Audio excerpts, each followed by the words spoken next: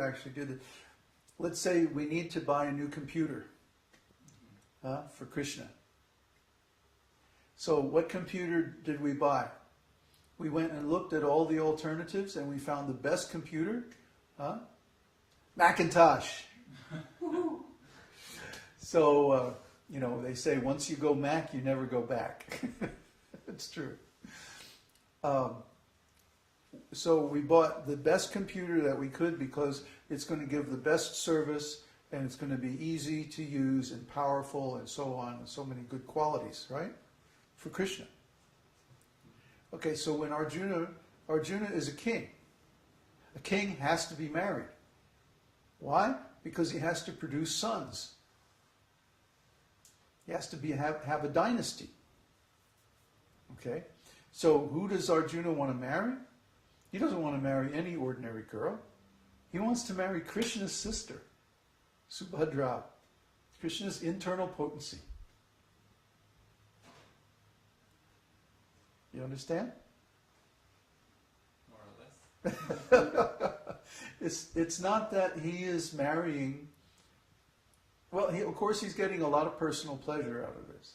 Because Subhadra is very beautiful and talented and all kinds of things, spiritual qualities.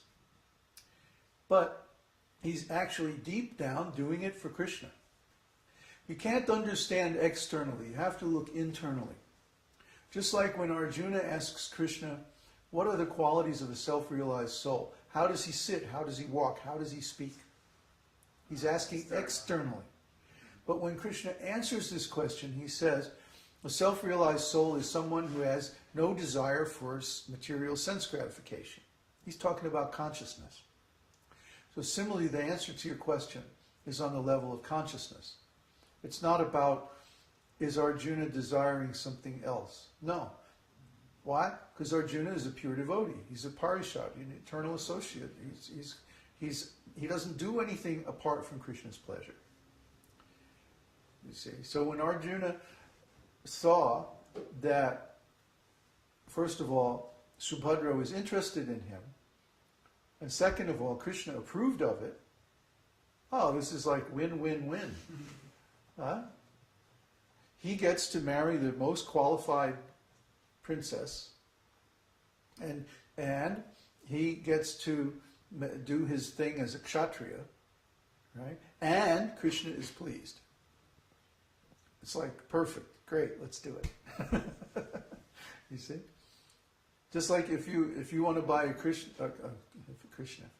if you want to buy a computer for Krishna, then you buy the best computer that you can find. You see? It's just like the gopis. It's narrated that the gopis, before the rasa dance, they got all dressed up in the nicest clothes.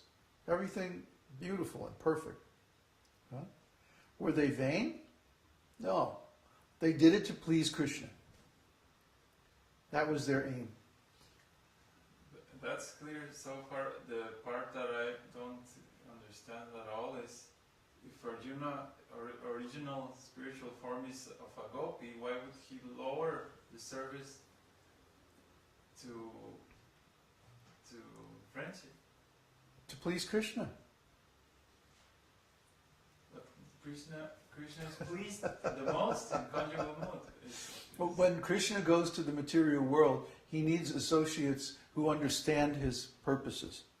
And why not just choose a friend, someone that's already in that mood in the spiritual world? You see? Because Krishna, when he does his Dwarka Leela, he wants to be in association with devotees who understand his Vrindavan pastimes. Why does Krishna, this is so cool, because that's why I named him Uddhava. You have to understand. Why did Krishna send Uddhava to Vrindavan with a message to the gopis? Because he appreciates. Who appreciates? Uddhava. Well, Uddhava, he didn't really understand. So Krishna sent him to Vrindavan. One of the reasons why he sent Uddhava to Vrindavan was so that Uddhava could meet the gopis and could understand their devotional service. And after Uddhava met the gopis and he saw their standard of devotional service and how pure they were, he began to develop the desire to be born as a bush or some grass in Vrindavan, so that the gopis would touch him with their lotus feet as they were going here and there to serve Krishna. You see?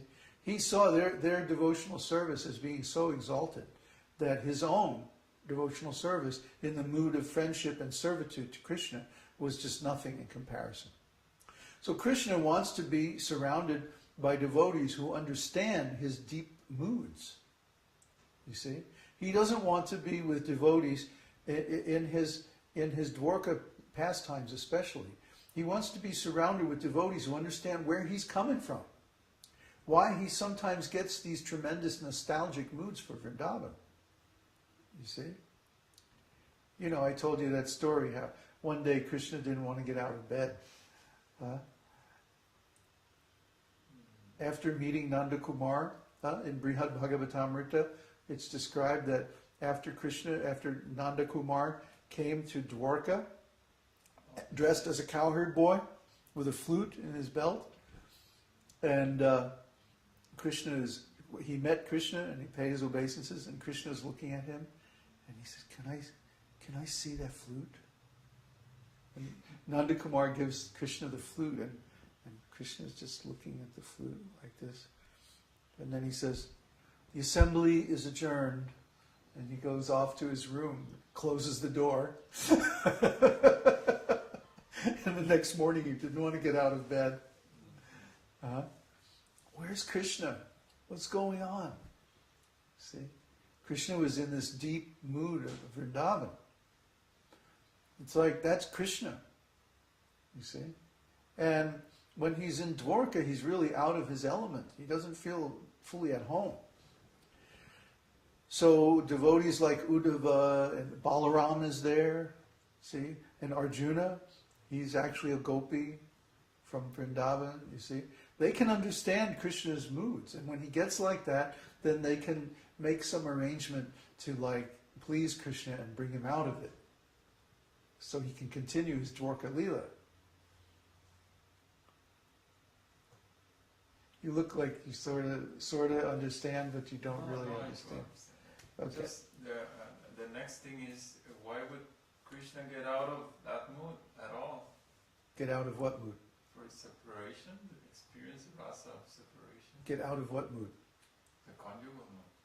Why would he get out of Dwarka, and go. Oh, he's never out of the conjugal mood.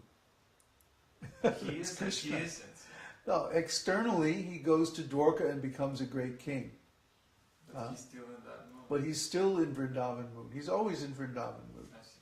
Yeah. But he does that because that's his duty. That's his tapasya.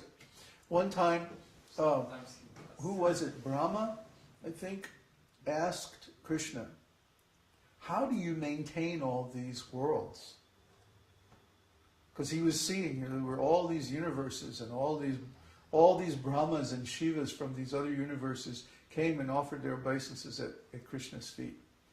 And so he asked, how do you maintain all these universes? And Krishna says, by tapasya. By tapasya I create everything. By tapasya I maintain it. And by tapasya I destroy it and merge it again into the principle of creation. By tapasya alone I maintain all these living entities. And by tapasya I become everything and I make everything happen. By tapasya alone. Just like you, Brahma, at the beginning of the universe, you perform tapasya, and then by that tapasya you acquire the power to create the material universe from the elements that I emanate.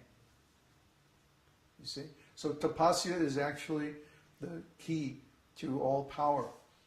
So when Krishna leaves Vrindavan, and he goes to Dwarka, and he does his Vishnu stuff, and creates the transition to Kali Yuga and all that, that's his tapasya. He does that out of duty, apparently, to his parents, Vasudeva and Devaki. Vasudeva and Devaki. Yeah, okay. Vasudeva and Devaki. So that's Krishna's tapasya. See? And then when his tapasya is finished at the end, then he again manifests his four-armed form, and then he disappears from this world. You see? So this is Krishna's tapasya. So by tapasya, also his devotees come with him to this material world, and they adopt various roles. Consider, for example, Lord Chaitanya's pastimes. In Lord Chaitanya's pastimes, Arjuna manifests as Ramananda Rai. Ramananda Rai is one of Lord Chaitanya's intimate associates